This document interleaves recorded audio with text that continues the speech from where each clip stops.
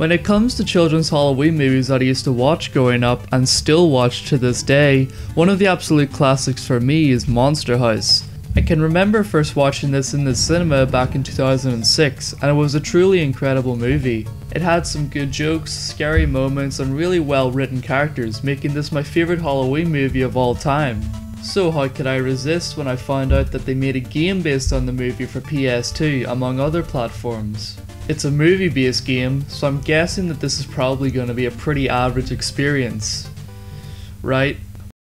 Well, for starters, it follows the plot of the movie at least, while also giving us some deeper lore behind these characters. Like, who knew the DJ was actually a sexist pig? Studying the house, we met Jenny. She's really smart for a girl. Or that Jenny, at 12 years old, can resist being incapacitated by 50,000 volts of electricity coursing through her body. Anyways, after the main characters get captured and trapped inside the house, they immediately get separated, and now we can start playing the game as DJ. The first issue I have about this game already is the controls. For some reason, each character is always in a sort of combat stance with their water guns out. Okay, I get it. They're in a spooky house where anything could pop out at any minute to attack them, like a chair or a lamp. And apparently spraying water at a chair destroys it. I'm sorry, but isn't the reason they used water guns in the movie was to put out the fire in the house that was supposed to be its heart? Not to deal with possessed chairs, TVs, lamps, books, and other furniture shit? It makes no sense. The manual doesn't even acknowledge how ridiculous it is. Instead, they call them evil creatures. I guess even the developers wanted to hide how stupid this was. So, the controls suck. It feels like I'm controlling a tank rather than a 12-year-old kid. After playing around with DJ in the tutorial style section, next we get to play as Jenny. For 30 seconds. She uses a water pistol which does less damage but has a better rate of fire, which means she's basically useless. Chapter 2 already, and Chowder is up next. His water gun is super strong, making him easily the best character for killing enemies. Throughout each level, you're always switching between all three characters, meaning that you'll rarely be playing as just one for any level. But when they decide to change your character, it's mostly at any random moment. You'll have just opened a door and suddenly you're playing as a different character at a different part of the house. It just interrupts the flow of the game in my opinion. On top of that though, the game itself is just boring. The house is not fun to explore in the slightest because every room, hallway, and enemy looks exactly the same. And once you get to about the halfway point of the game, you basically go through every level you just did but in reverse as a different character.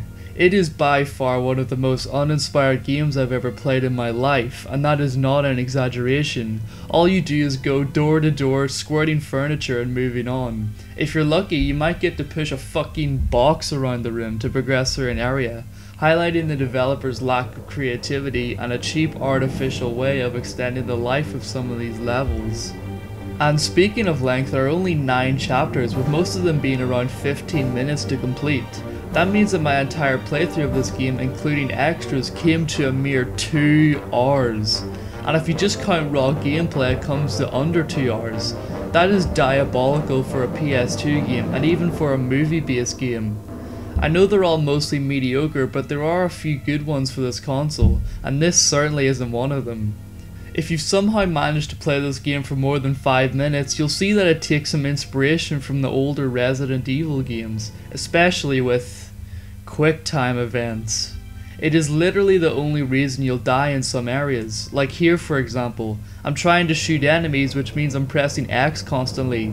Then out of nowhere I get about half a second to react to this QT, but I'm still pressing X, so I die straight away, sending me all the way back to the start of the level. Bullshit.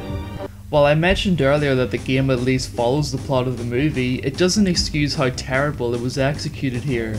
There's rarely any cutscenes that further this story after the opening one, and levels all feel like they were stitched together without any explanation for why any of the characters are in certain areas.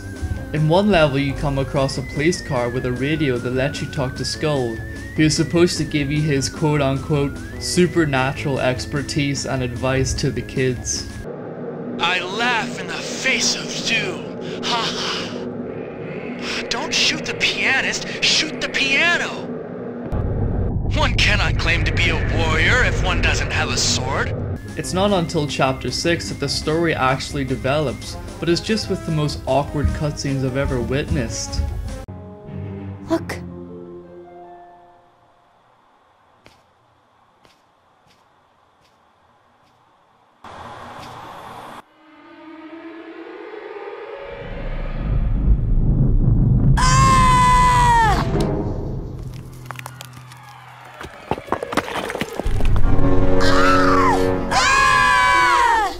So they finally reach the furnace inside the house they're supposed to kill, but it doesn't work, making this whole thing fucking pointless. Fire! Now it feels like by this point the developers ran out of ideas and had about 2 days left before this game was meant to be shipped. So for chapter 7, they make you go through every level you just did from the start, but in reverse. Again like Resident Evil, except shit. It's an absolute endurance test that lasted me 30 minutes, even though I was desperately trying to speedrun the game by now. Chapter 8, The Chase, an entire level of QTEs, and I'm speechless. There isn't much to say other than press the same 3 buttons over and over for 5 minutes. Fun. Finally chapter 9, and if I'm being honest, I liked what they were trying to go for here. But it falls short immediately once you realise that the boss only has 2 patterns of attack, and the game ends with one last fucking QTE. Of course. Well, that was Monster House. One of the worst games I've played, and what a shame. The movie was so well done and continues to be a favourite of mine, though the game is a completely unfinished lazy piece of shit. The only time I had the slightest bit of enjoyment from this game was through the extra game mode Thou Art Dead. For a Castlevania ripoff slapped in as an extra game mode, it's not half bad, and it's cool to think that this was the game that Skull played in the movie. But overall, this is not a game I would recommend anyone to play, and it's best left forgotten. So with that being said, Resident Monster House Evil gets 2 out of 10.